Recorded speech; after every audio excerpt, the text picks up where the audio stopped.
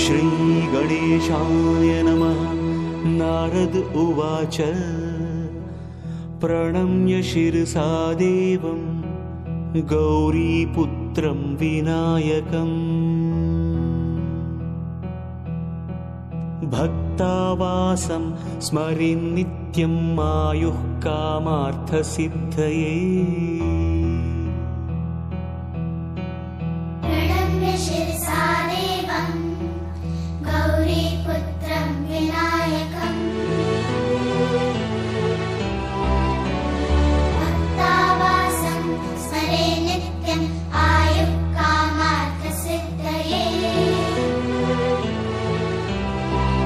प्रथमं वक्रतुण्डं च एकदन्तं द्वितीयकं तृतीयं कृष्णपिङ्गाक्षं गजवक्त्रं चतुर्थकं लम्बोदरं पञ्चमं च षष्ठं विकटमेव च।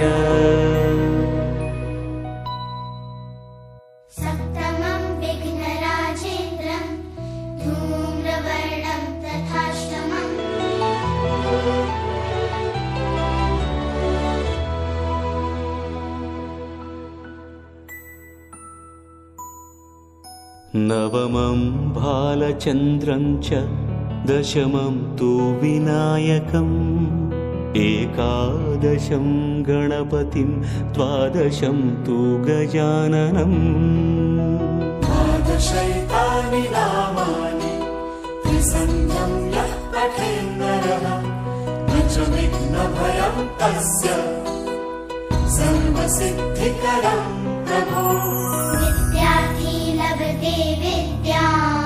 धनार्थी लभते धनम् पुत्रार्थी लभते पुत्रान् मोक्षार्थी लभते गतिम्। जपिर्गणपतिस्तोत्रम् षड्भिर्मासैः फलं लभेत् संवत्सरेण सिद्धिं च लभते नात्र संशयः।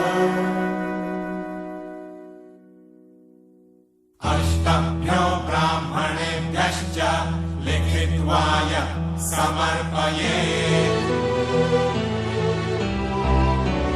तस्य विद्या भवेत् सर्वा गणेशस्य प्रसादतः।